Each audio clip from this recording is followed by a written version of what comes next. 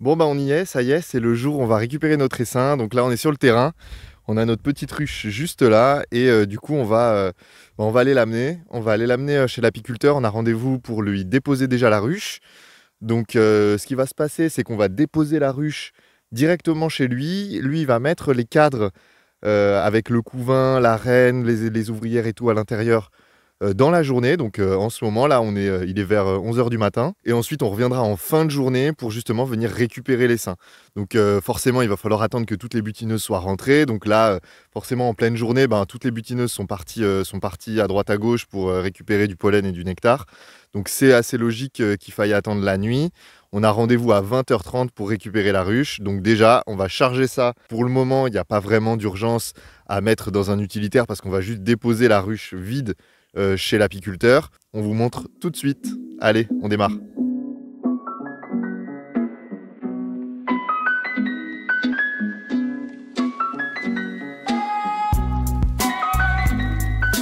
Ok, alors nous voilà arrivés chez l'apiculteur. Vous voyez que là, il retire le nourrisseur donc, qui était placé sur le dessus de la ruche.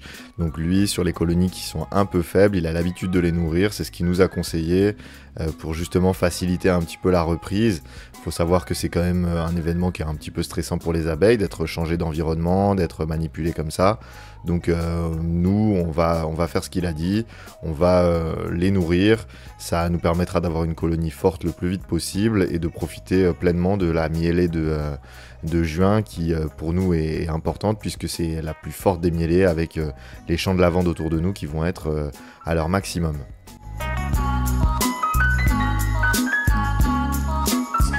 Donc l'idée de cette visite, ça va être déjà de commencer par repérer tous les cadres. Donc on va les parcourir ensemble, vous voyez. Et l'apiculteur, donc avec son enfumoir, va un petit peu calmer les abeilles. Donc vous voyez qu'il y a un petit peu de vent, donc on en profite, quelques petits coups d'enfumoir, l'histoire d'avoir une colonie qui est pas trop agressive. Vous voyez que là, les abeilles restent bien sur les cadres, elles ont la tête dans le nectar, donc ça c'est un bon signe. Ça veut dire qu'à la manipulation dans le futur, ce sera plutôt pas mal. Donc il y a plusieurs choses à voir, déjà l'état d'avancement des différents cadres de couvain, les cadres avec le nectar, le pollen, etc. Vous voyez que là les abeilles ont commencé à bâtir la majorité des cadres, donc les 6 cadres qui sont en train d'être manipulés par l'apiculteur. Donc là lui de son côté il est en train de les prendre, de nous les montrer, de regarder s'il trouve la reine. Pour pouvoir nous la montrer et bien nous montrer que la reine est là, qu'elle est en forme, qu'elle est marquée. Les reines sont marquées d'un point bleu cette année 2025. Vous savez que c'est une couleur par an. Et donc là, les reines qui sont fécondées sur cette année 2025 sont toutes marquées d'un point bleu sur le thorax.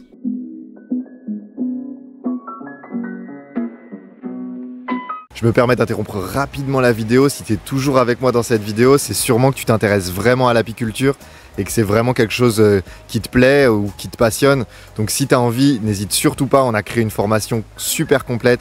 Je te le rappelle, mais plus de 10 heures de contenu vidéo, ça nous a pris beaucoup de temps à faire. On a lancé une petite offre promotionnelle expressément pour ce mois de mai 2025, justement au moment où nous on commence notre ruche pour qu'on puisse commencer ensemble. On a un espace communautaire dans lequel on va pouvoir échanger, donc n'hésite surtout pas. Donc vous voyez, la colonie est assez populeuse, hein, c'est pas énorme, mais c'est assez logique pour une colonie qui est en devenir. Hein. Faut quand même se dire que c'est une reine fécondée de 2025, c'est du coup une division du mois d'avril, et donc forcément la colonie elle est encore en devenir, donc c'est assez logique. Il va falloir surveiller ça, c'est pour ça qu'on aime bien les nourrir un petit peu, pour faciliter la reprise et puis nous assurer que la colonie soit forte et qu'elle remplisse les 10 cadres assez rapidement.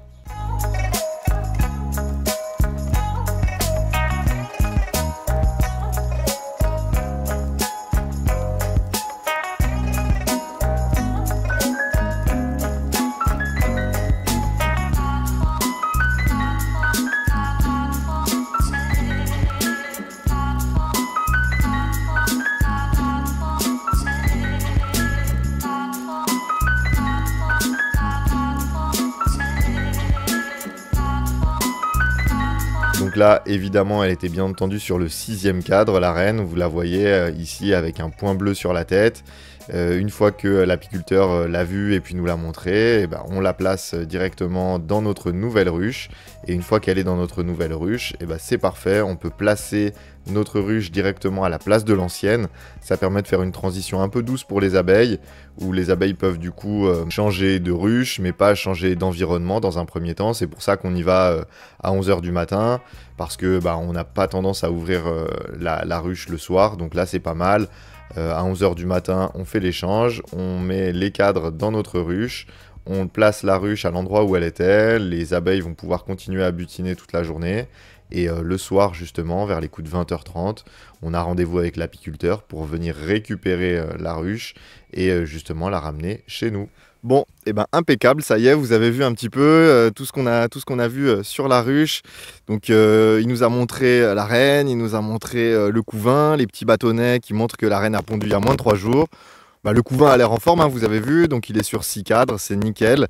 On va récupérer ce soir à 20 h 30 les abeilles, justement. On va pouvoir la ramener juste là derrière moi, pouvoir l'installer sur place. Donc c'est pour ça, d'où l'intérêt d'avoir bien installé votre matériel avant.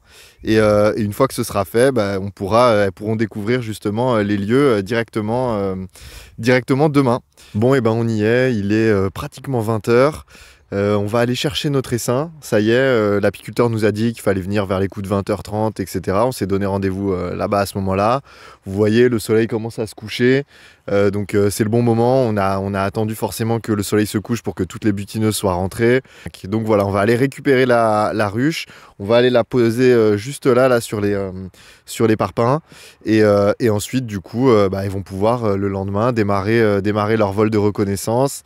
Elles vont tourner en cercle autour de la ruche et elles vont petit à petit comme ça trouver leur marque et petit à petit prendre possession des lieux. Ok, bon ça y est, on y est, on a chargé la ruche. Donc là voilà, ça y est, donc on l'a sanglé, donc nous on a pris un utilitaire. On avait la possibilité d'en avoir un, c'est toujours mieux de ne pas l'avoir dans l'habitacle. Après vous faites un peu comme vous pouvez bien sûr, hein, mais voilà, là la sanglée c'était quand même important parce que vous avez vu, il y a quand même pas mal d'espace. Donc on n'avait pas envie que ça bouge pendant le trajet. Là on a toutes les abeilles qui sont là, donc on va vous montrer, on va aller l'installer et on va vous montrer tout ça.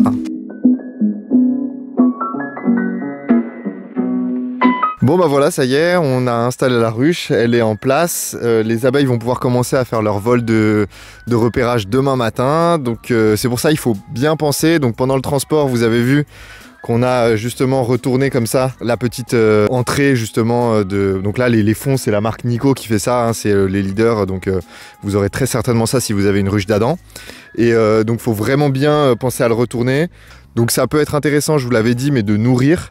Nous on va pas mettre le nourrisseur tout de suite parce que il est tard et qu'on n'a pas envie de refroidir de trop la ruche. Mais il faudra bien penser à le faire dès demain. Ça aide quand même la colonie à aller un peu plus vite au démarrage. Donc n'hésitez pas à le faire, c'est important. Surtout au début, elle consomme beaucoup de miel et de nectar pour construire la cire. Vous savez qu'il faut 8 kg de miel pour construire 1 kg de cire, donc il faut vraiment les aider au début. C'est l'apiculteur chez qui on a été nous l'a recommandé encore une fois, mais voilà, c'est important de les nourrir, surtout pour le démarrage. Voilà, et on va attendre un petit peu et on se retrouvera d'ici un petit moment pour la première visite. Donc d'ici 7 jours. Allez, à plus! Donc voilà, on en profite à la toute fin du process de peser la ruche. Donc vous voyez ici, on a un peson de pêche qui va jusqu'à 50 kg. On met le crochet sur une des deux poignées de la ruche et puis on soulève un côté tout doucement. L'idée, c'est pas trop de secouer les abeilles, mais de regarder combien ça fait sur un côté de la ruche. Donc là, en l'occurrence, vous voyez 10 kg. Donc 10 kg, c'est le poids de la moitié de notre ruche. Donc on a une ruche qui pèse 20 kg au premier jour de l'installation. On va noter ça dans notre carnet et puis on verra ça justement pour le suivi la semaine prochaine.